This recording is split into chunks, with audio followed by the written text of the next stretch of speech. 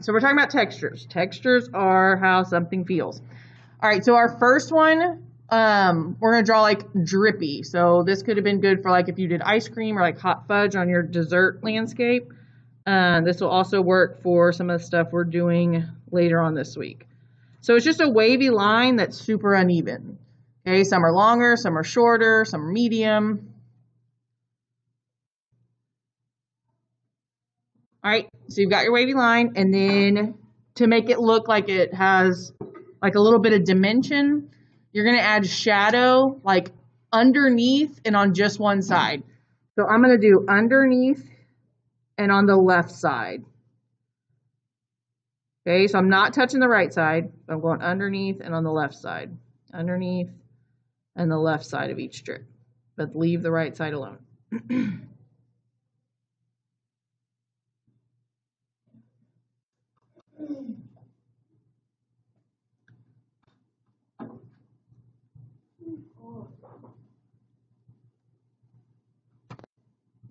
All right, so the next one we're gonna do is fire.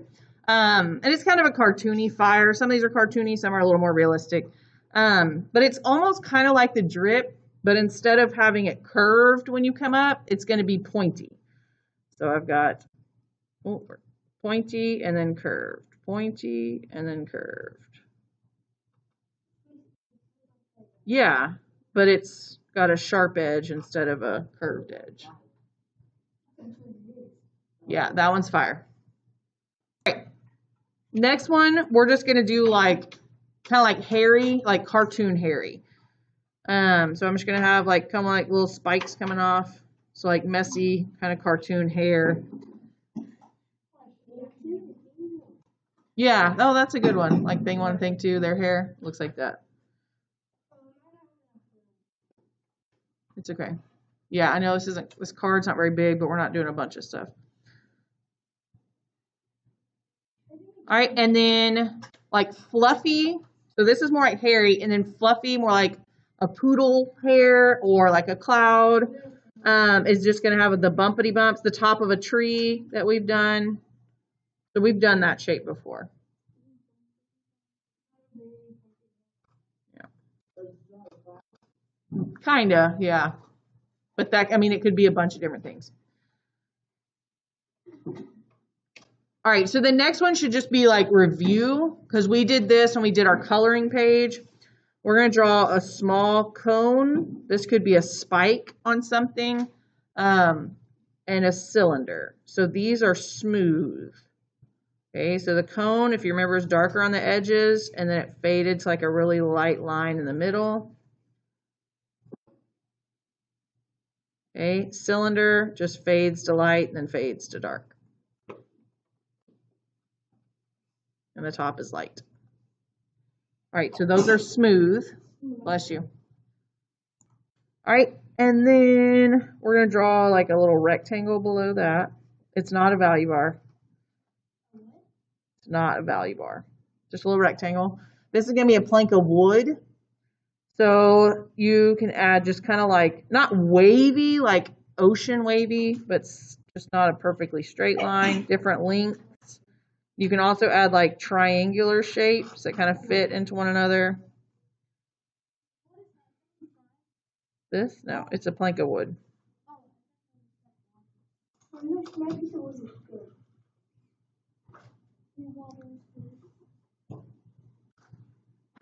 My other one last period looked a lot better. All right. And then, what am I doing? Bricks. Okay, so bricks, do they sit right on top of each other? No, they have a little gap of concrete. Okay, they have that gap of concrete. It's called mortar. It's in between. And they also don't stack like one on top of the other. They kind of stagger them. So we're just going to draw 3 imperfect rectangles. So we've got one on top. And then remember the 2 underneath leave a space. And they're not right on top of each other. Okay, they kind of go between. Mine's a little off-centered, but that's okay.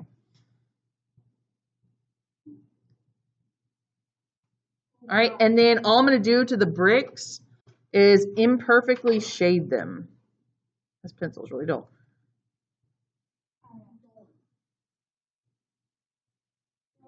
So you're just kind of coloring it. Yeah, like messy coloring almost. which, I mean, it doesn't look great individually, but once it's all together and you did this like in a brick color, it looks really good. Or even black and white's fine. All right, we just have 2 more. All right, so we're gonna do like something broken, like glass or a wall or something. So it's just gonna be a bunch of sharp edges. No, so we have 2 more. All right, so there's kind of my broken window, and then if it's like continuing to crack, you could have some sharp lines coming off the edges. Yeah, so this would be like something that's broken, and then you could add dimension to it so it looks more 3D.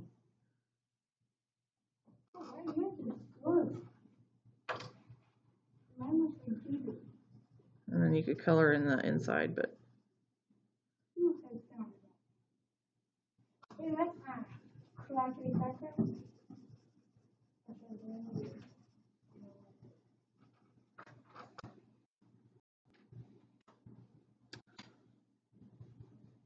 right, and then the last one we're going to do is scales, which some of y'all did this for your Zentangle. So you just start with the like sad faces, or I guess you can go the other way, make it happy.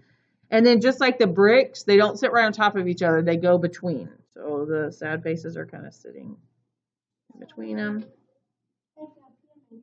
Yeah, so there's your scales.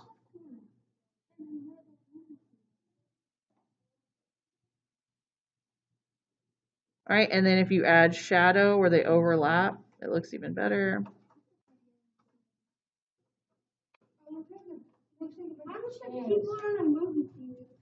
Yeah, somebody said that last period. They said it looks like a bunch of people. All right, so we've got all of our textures. Again, keep this because you're going to need this week. Okay, so don't lose this little card. Make sure your name's on it so if it falls out of your folder, I can find it or get it back to you. All right, so for the next part, we are using this paper. It's been cut in half. If you only have regular paper, that's fine. But either way, we're going to fold this in half. Yeah, all right, so fold it in half, top to bottom.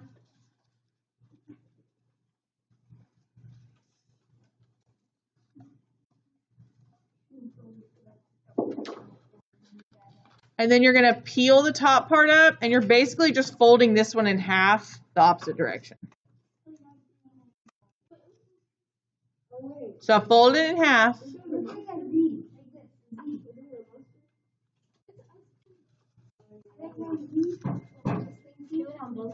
No, just one side, just one side. That's what it looks like. So when you open it, you've got one half is left alone. This half is folded in half. Okay, great. All right, okay. All right, so what we're going to be doing, that's fine. We're going to be taking our textures and creating little monsters. That's why this paper's little, because we don't have a lot of time. Okay, I get it. You need to use at least 2 textures, which is really easy, for your project. All right, so let me show you my examples, and then you're going to decide what the body of your character is going to look like first. All right, so here's like this is on bigger paper. This is like a fluffy one. And then when it opens up, okay, he's got like a mouth, teeth, he's drooling. So there's lots of textures. He's got a scaly tongue, sharp teeth, drool drips, he's fluffy. And then the other teeth are curved, bumpy, I guess. And then this one, he's a little fire monster. Open it. Okay, he's kind of got the same teeth. I didn't finish coloring the inside. And the other one I'm really not done with, but I think he's cute. He's like a gooey, drippy, blobby monster. And then you open it, and he's breathing fire. Okay, so several textures in each one. All right, so first thing you're going to do is decide what kind of body your monster is going to have. So leave it folded. It should be folded right now. And then decide what kind of body your person's going to have, or your monster's going to have.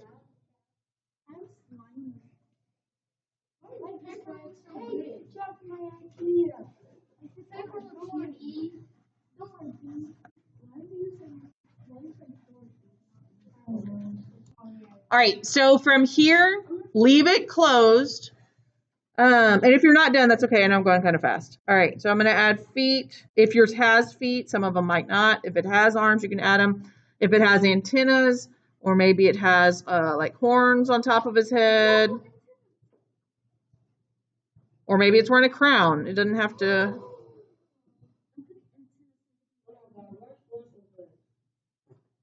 Remember, you're not copying me. This is just like my examples. So you need a body, anything else that's going to go on the outside, so legs, arms, if they have anything come out of their head. And then it needs eyes, and it's monsters. So stay there. I'll come to you. You got same space. It could have one big eye. It could have 5 eyes. It's up to you.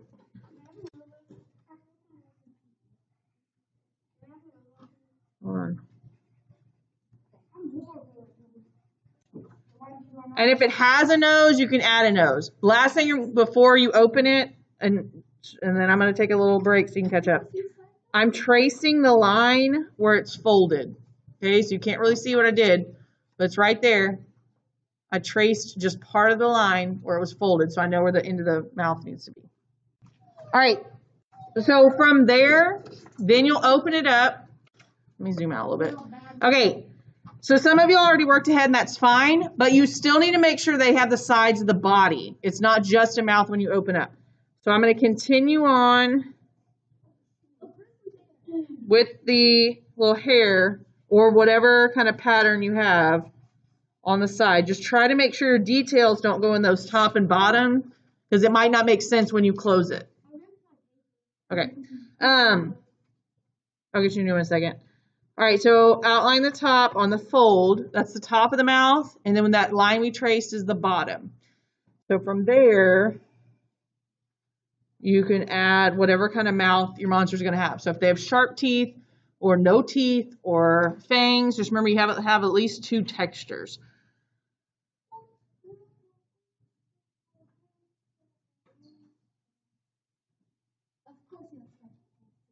You don't even need to draw good, and you still draw good.